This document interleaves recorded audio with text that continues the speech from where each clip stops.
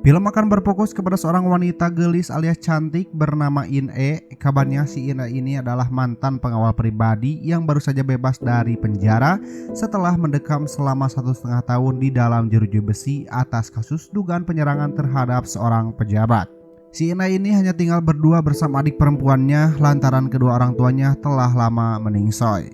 Saat ia sampai di depan rumahnya, tiba-tiba si In-e langsung digabruk oleh sang adik yang bernama Yoon-hae. Diketahui Yoon-hae adalah seorang gadis yang memiliki keterbelakangan mental sehingga ia mudah sekali untuk diperlakukan tidak baik oleh teman-temannya.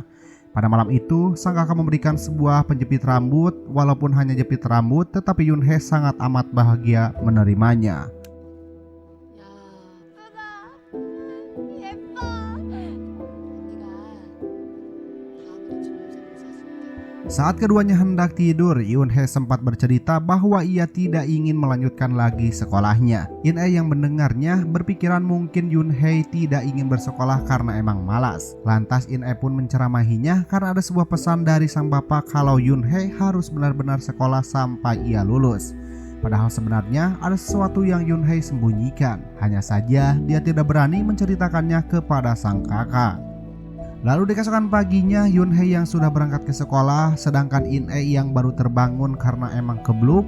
Ia menemukan sebuah kado dan gaun berwarna merah. Ternyata itu adalah hadiah dari Yoon-hae yang jauh-jauh hari dipersiapkan untuk sang kakak.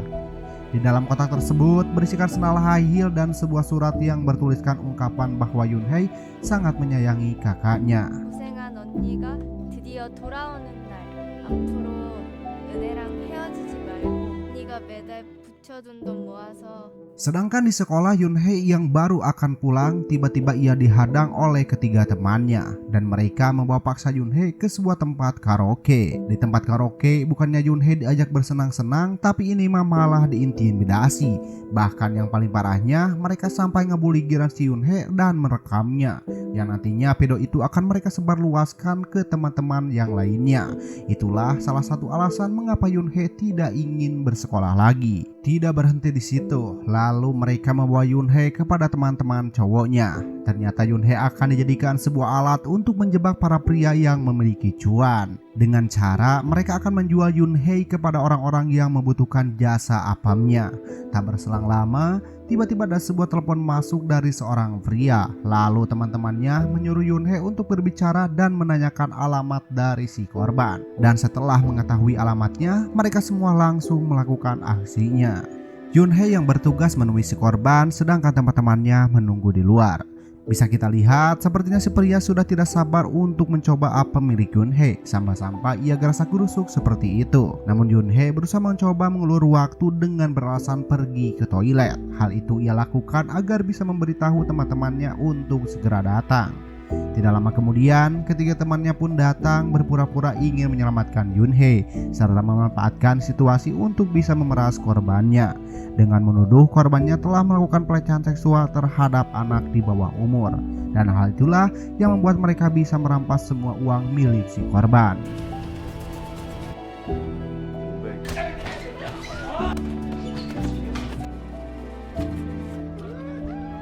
Aksinya itu terus mereka lakukan sampai suatu ketika mereka mendapatkan korban yang ternyata adalah seorang pria kuat dan tangguh. Pria itu bernama Sangman. Kita sebut saja Mang Maman. Di saat mereka akan menghajar korbannya, namun kali ini malah merekalah yang dihajar habis-habisan oleh Mang Maman. Saking takutnya mereka bertiga sampai-sampai nyalinya pun menjadi ciut. Karena Mang Maman juga takut dilaporkan kepada polisi, akhirnya Mang Maman pun memberikan uang kepada mereka dengan syarat mereka harus pergi tanpa membawa Yoon-hae. Dikarenakan mereka bertiga juga tidak bisa berbuat banyak, akhirnya mereka pun pergi dan membiarkan Yoon-hae dibawa oleh Mang Maman. Sedangkan di rumah In-e sudah menyiapkan masakan semur jengkol, sambal terasi, dan lauk asin untuk menyambut kepulangan dari sang adik. Karena sudah terlambat dari jam pulang sekolah, In-e mencoba menghubunginya namun tidak ada jawaban sama sekali. Bahkan hari sudah gelap pun Yoon-hae belum juga kunjung pulang. Akhirnya In-e memutuskan untuk mencarinya sendiri. Namun sayangnya Yoon-hae tidak berhasil ditemukan.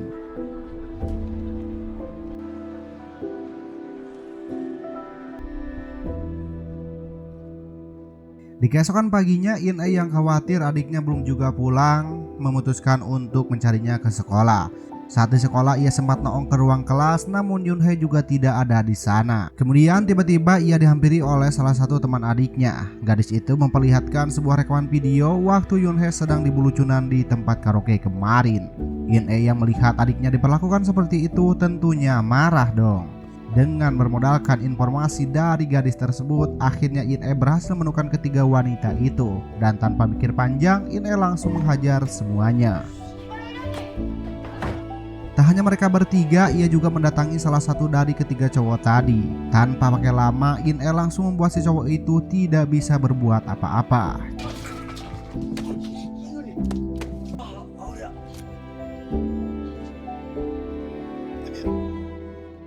Lalu si cowok itu menceritakan semuanya apa yang sebenarnya terjadi. Ia juga memberi In-e sebuah kartu alamat pemberian dari Mang Maman kemarin. Tanpa berpikir panjang, In-e langsung mendatangi alamat yang tertera di kartu itu. Yang ternyata itu adalah alamat sebuah perusahaan bernama Cash Credit milik Mang Maman. Di sana In-e hanya bertemu dengan satu orang karyawan yang bekerja di perusahaan itu. Tanpa banyak cincong, In-e pun langsung menghajarnya lalu menginterogasi si pria tersebut. Setelah dirasa mendapatkan informasi yang cukup, In-e pun pergi dari sana dengan membawa mobil pria tersebut. Sedangkan di tempat lain, Mang Maman menjual Yunhei kepada seseorang pemilik tempat hiburan malam. Orang itu bernama Ju. Di sana juga terdapat satu orang wanita, kita panggil saja namanya Encun.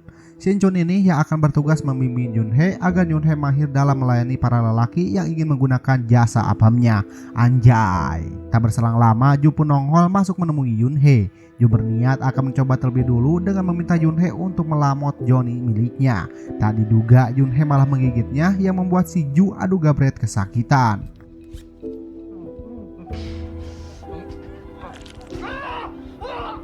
Sedangkan di sisi lain, In-e berhasil menemukan sebuah mobil yang diduga itu adalah milik Mang Maman. Dengan mengetahui plat nomornya yang sebelumnya ia diberitahu oleh pria tadi. Setelah seharian menunggu, akhirnya si Mang Maman muncul juga. Dan benar saja mobil yang In-e curigai itu adalah mobil milik Mang Maman. Lantas In-e pun langsung tancap gas mengikutinya. Sambil terus mengikuti mobil Mang Maman, In-e coba meneleponnya dan menanyakan di mana keberadaan Yunhei sekarang. Namun Mang Maman mengatakan bahwa ia telah menjualnya ke orang lain. Setelah mendengar jawaban Mang Maman, tanpa pikir sana sini, In-e pun langsung mematikan teleponnya lalu tancap gas menabrak mobil Mang Maman.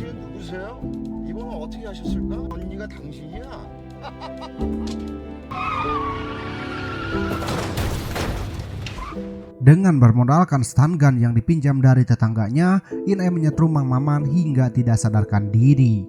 Lalu ketika Mang Maman sudah kembali sadar, ia sudah dalam keadaan leher terikat. Dengan tatapan penuh amarah, In-e menyuruh Mang Maman untuk mengantarkannya menuju ke tempat ia menjual Yunhei.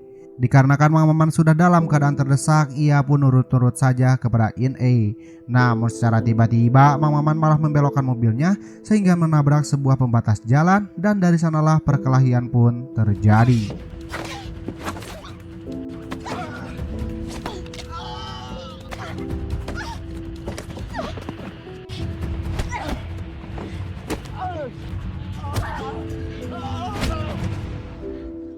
Setelah perkelahian yang cukup menguras energi, akhirnya perkelahian itu berhasil dimenangkan oleh In-e. Sementara Mang Maman yang terkapar tak sadarkan diri dimasukkan In-e ke dalam bagasi mobil. In-e pun segera mengambil handphone milik Mang Maman untuk menghubungi Ju, si pemilik tempat hiburan malam. Setelah In-e berhasil terhubung dengan Ju dan berhasil mengetahui alamatnya, In-e pun langsung cus ngeng OTW ke sana. Sampainya di sana, In-e langsung disambut oleh Encun dan melihat Encun menggunakan sebuah jepit rambut milik Yunhei. Tanpa berpikir panjang, In-e pun langsung merebutnya kembali. Kemudian setelah In-e bertemu dengan Ju, In-e langsung menanyakan di mana keberadaan adiknya. Namun jawaban dari si Ju malah berbelit-belit sehingga membuat In-e menjadi kesal. Lalu In-e pun mencoba menyerangnya dan terjadilah baku hantam di antara mereka berdua.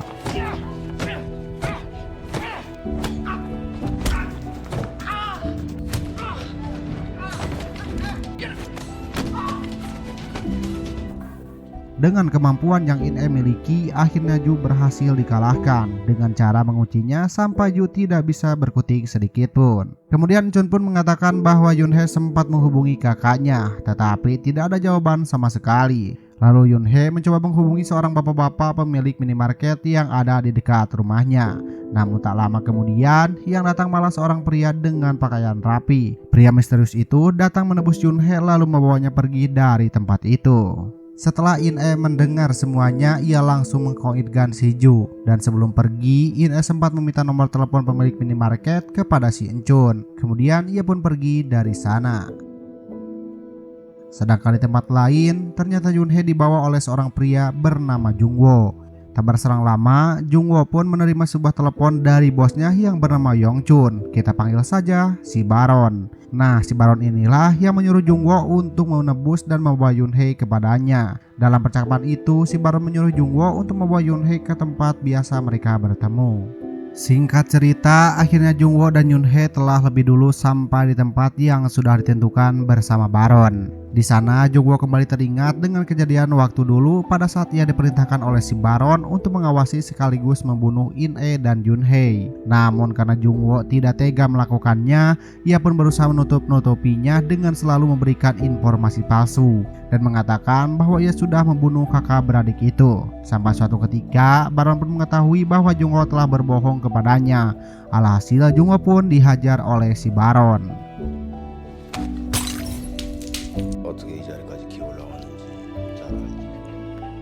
Sedangkan In-e yang sedang dalam perjalanan menuju ke minimarket, ia dibuat risih oleh Mang Maman yang selalu berteriak-teriak di dalam bagasi mobil itu. Lantas In-e pun menghentikan mobilnya lalu membuang Mang Maman di sana.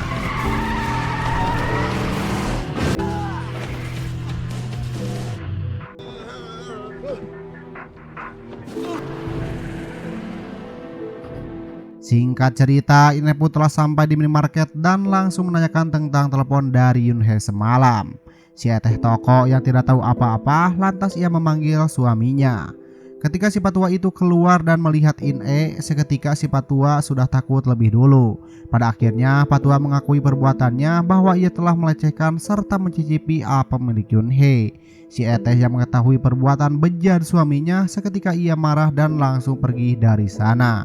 Sedangkan In-e setelah ia mengetahui apa yang telah diperbuat patua terhadap adiknya, ia pun langsung menyeret si patua lalu menjepitkan jari-jari tangannya ke pintu minimarket.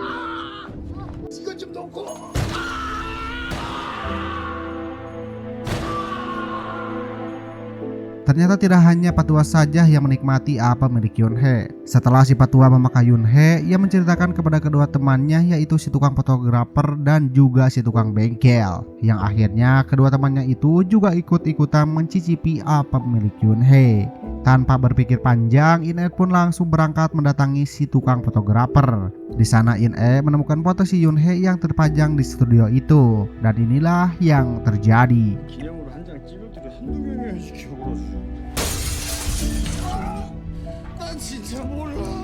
Sebelum membunuhnya, In-e sempat menanyakan di mana keberadaan adiknya. Kemudian si fotografer menyuruh In-e untuk menanyakannya kepada si patua pemilik bengkel. Dan setelah itu In-e langsung membunuhnya lalu ia OTW ke tempat patua bengkel.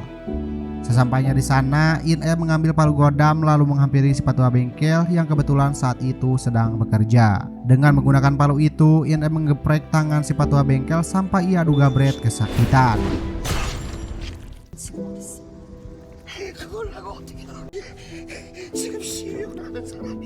Lalu In-e menanyakan tentang keberadaan Yun-hee. Si patua bengkel itu mengatakan semalam ia mendapatkan telepon dari si patua minimarket yang mengatakan Yun-hee sedang ditahan oleh seseorang dan meminta tebusan agar Yun-hee bisa dibebaskan.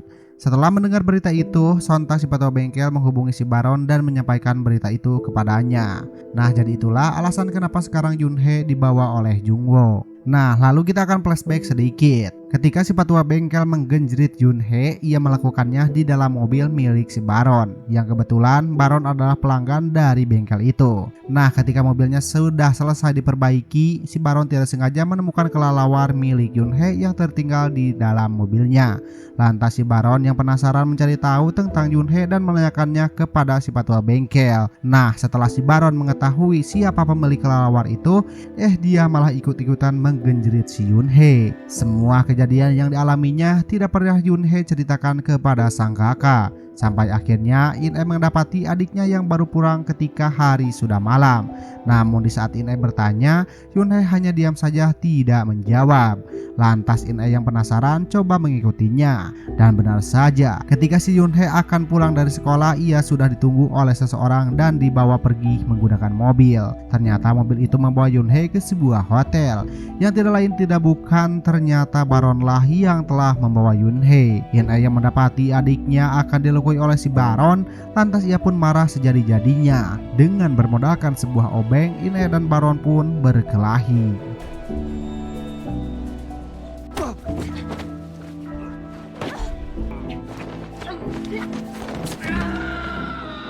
Di tengah perkelahian mereka berdua, In-e menusukkan obeng itu tepat di mata si Baron. Dan karena hal itulah yang membuat In-e masuk penjara selama 1,5 tahun itu. Tak puas mempenjarakan In-e, si Baron ini ingin membuat kakak beradik itu mati, yaitu dengan cara menyuruh Jungwoo untuk membawa Junhee sebagai pancingan agar ia bisa membunuh kakak beradik itu. Oke, kita lanjut lagi ke alur ceritanya. Akhirnya setelah In-e mengetahui siapa pelaku di balik semua ini, In-e pun membunuh si petua bengkel, kemudian lanjut menghubungi si Jungwoo dan menanyakan di mana keberadaan bosnya. Dalam percakapan itu, Jungwoo yang memang dari awal tidak tega untuk membunuh mereka berdua, akhirnya ia pun memutuskan untuk berkhianat dengan memberitahu si In-e tentang lokasi si Baron saat itu. Akhirnya setelah mendapatkan informasi dari si Jungwoo, In-e pun langsung berangkat ke lokasi di mana si Baron berada.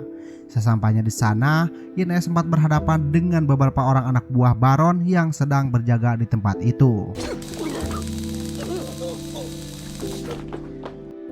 In-e pun berhasil bertemu dengan si Baron yang sedang molor. In-e pun langsung menodongkan pistolnya tepat di kepala si Baron. Setelah si Baron menyadari ada seseorang, ia pun langsung terbangun dan mencoba melakukan perlawanan kepada In-e sambil memanggil para anak buahnya.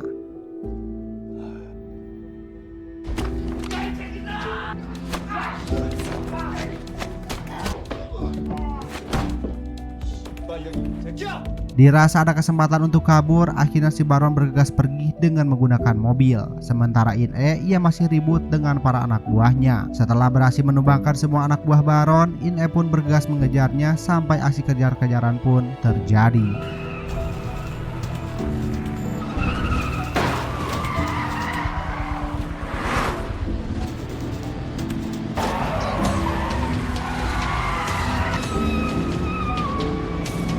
Pada saat itu In-e sempat menembak si Baron, namun si Baron berhasil menyenggol mobil In-e yang membuat mobilnya nyungsep dan nyangkut di pembatas jalan. Sedangkan Baron berhasil kabur meloloskan diri. Dalam situasi itu, si Baron langsung menghubungi si Jungwoo dan menyuruhnya untuk segera membunuh In-e. Ia juga menyuruh Jungwoo untuk mengumpulkan semua anak buahnya karena akan menjadi pertempuran untuk melawan In-e. Kemudian In-e yang tengah berusaha mengeluarkan mobilnya, tiba-tiba ia mendapatkan telepon masuk dari si Jungwoo. Jungwoo menyuruh In-e untuk segera pergi ke sebuah parkiran yang mana ia juga menyuruh Baron untuk pergi ke sana. Sesampainya di lokasi, In-e tidak melihat siapa-siapa di sana. Namun secara tiba-tiba ada sebuah mobil yang menabraknya dengan sangat keras. Untungnya In-e berhasil selamat.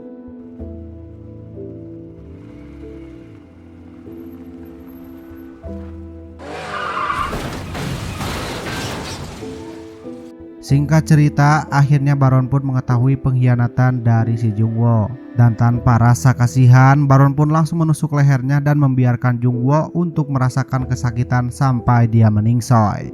Sedangkan di sisi lain, In-e yang sedang bersiap-siap karena ia akan menghadapi pertempuran besar-besaran melawan si Baron untuk bisa menyelamatkan adiknya itu. Kemudian si Baron beserta anak buahnya sudah siap menunggu kedatangan In-e.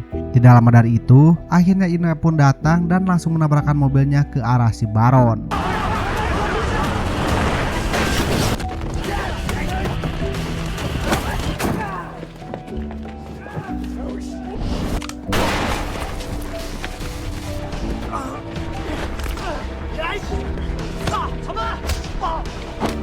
In-e yang seorang diri sempat kewalahan melawan mereka yang jumlahnya lebih banyak.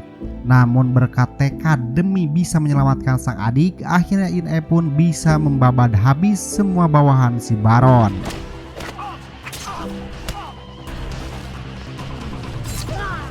Kini yang tersisa hanya tinggal Baron saja. Kemudian In-e masuk ke sebuah ruangan untuk menemui Yunhei. Namun secara mengejutkan, tiba-tiba si Baron muncul dari belakang untuk memukul In-e.